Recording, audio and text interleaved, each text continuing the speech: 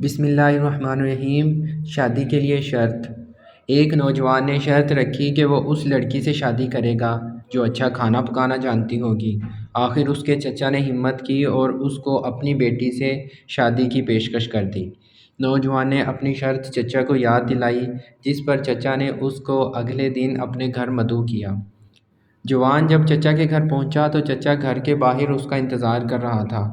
وہ اسے سیدھا مویشیوں کے باڑے میں لے گیا اور خوب موٹا تازہ پلا ہوا مینڈھا اس کو دکھا کر کہا کہ بیٹا جی، ذرا اس کو ذبح کر کے گوشت بنا لاؤ تاکہ تیرے مستقبل کی دلہن اس کو تیرے سامنے ہی پکا کر ہمیں کھلائے۔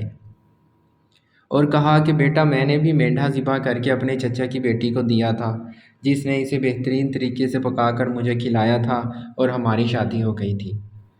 نوجوان کا رنگ پیلا پڑ گیا۔ وہ خجالت کے ساتھ بولا، زمانہ تبدیل ہو گیا ہے چچا جان، آج کے جوان مینڈھے ذبح کرنا بھول گئے ہیں۔ آہستہ بولو بیٹا، اللہ کا ڈالا ہوا پردہ مت پھاڑو، اللہ تیرے پردے کو قائم رکھے۔ واقعی زمانہ تبدیل ہو گیا ہے، اب لڑکے مینڈھے ذبح کرنا بھول گئے ہیں اور لڑکیاں کھانا پکانا بھول گئی ہیں۔ تعلیم نے دونوں کو کسی قابل نہیں چھوڑا۔ نوجوان نے چپ کر کے چچا کی بیٹی سے شادی کر لی اور ہنسی خوشی رہنے لگے۔ کھانے اور پیزے باہر سے آتے رہے اور میاں بیوی مزے سے کھاتے رہے۔ نتیجہ، اپنا منہ شیشے میں دیکھ کر اس کے سائز کے مطابق ہی شرط رکھنی چاہیے۔